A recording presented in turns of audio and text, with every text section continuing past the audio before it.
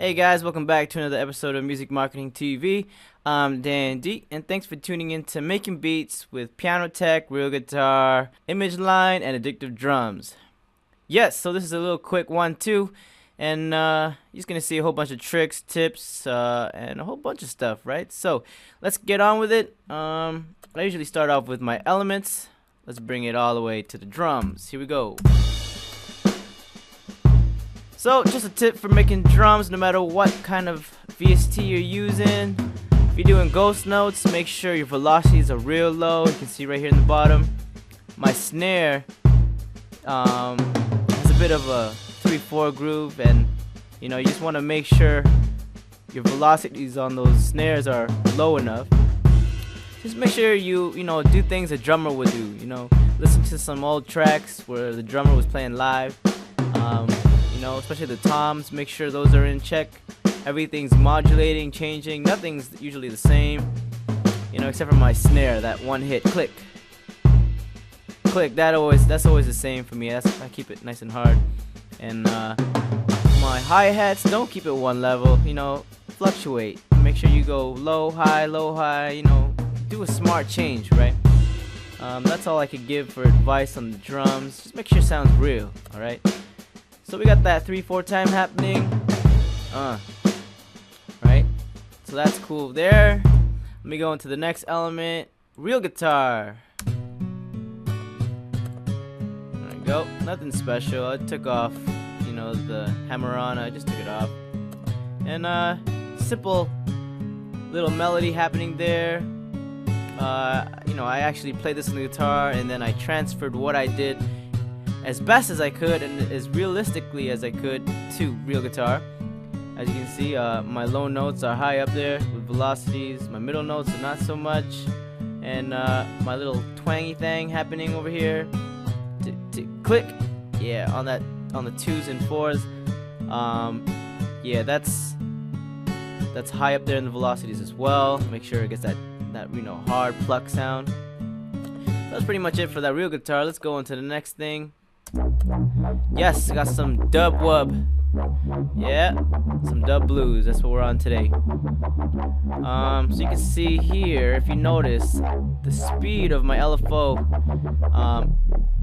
cut is changing depending on what velocity I put it at. The higher I go in the velocities, or the harder I go, the faster the speed is gonna sound. Right? So that's achievable through Harmor, Image Line's latest synthesizer. I'll teach you guys how to do that in another video. That's a little complicated, but yeah.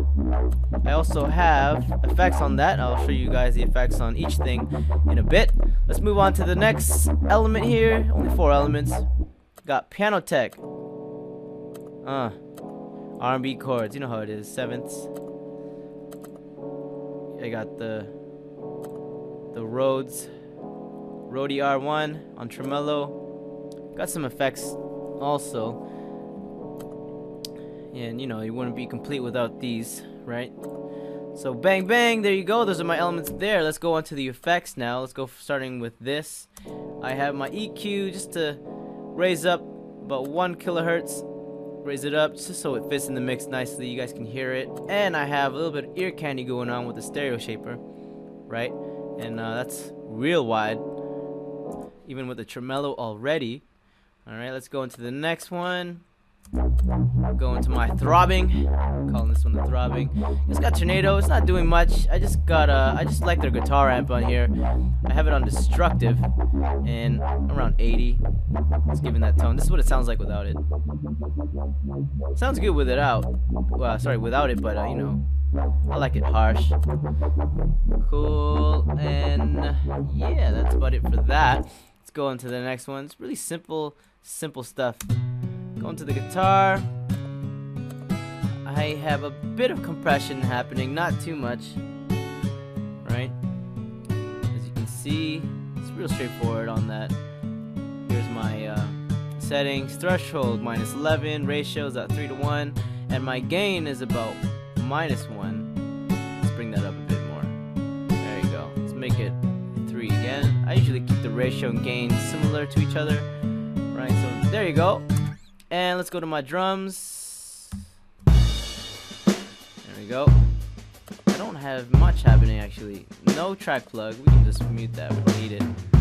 But my effects are actually coming from the VST itself. So you can see compressors happening. I got a ratio of 2:1. Real quick attack, real quick release. Threshold at 24. My mix for the kick, I have it leaning towards the beater. That's you know, a little bit of more high end. I don't need that much low end if I were to bring it to the front, right? But you know, leave it around the closer to the beater because my throbbing takes most of that up.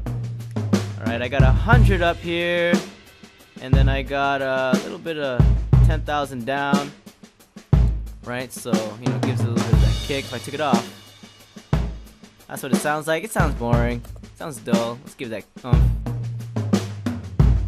Alright, so that's about it there. And those are my elements, my effects chains, and just remember to keep it real, guys. When you guys are doing drums, make sure it sounds real. When you do like each instrument, you know, listen to it carefully. Make sure it sounds real. That's what you want to do, right? That's what makes things, you know, sound really good. You know, it's the icing on the cake. This is my structure, real quick, progressive. As you can see, just by reading it, it's really straightforward. So start off with real guitar. You know, make sure it's R&B-ish. You know, that's how I like to do my dub blues. Add in those real sexy Pianoteq chords. Go into my throbbing. Right, and I just lowered it a bit there, of course.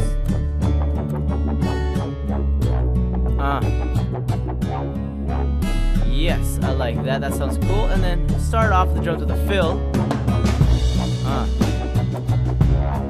It gets you real in the groove. Ooh, yeah.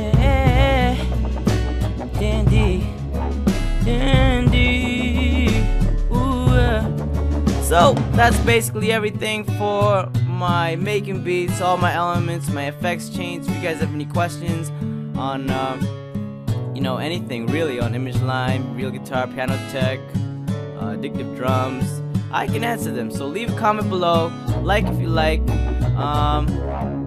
and that's about it. I'll see you guys in the next episode. Peace.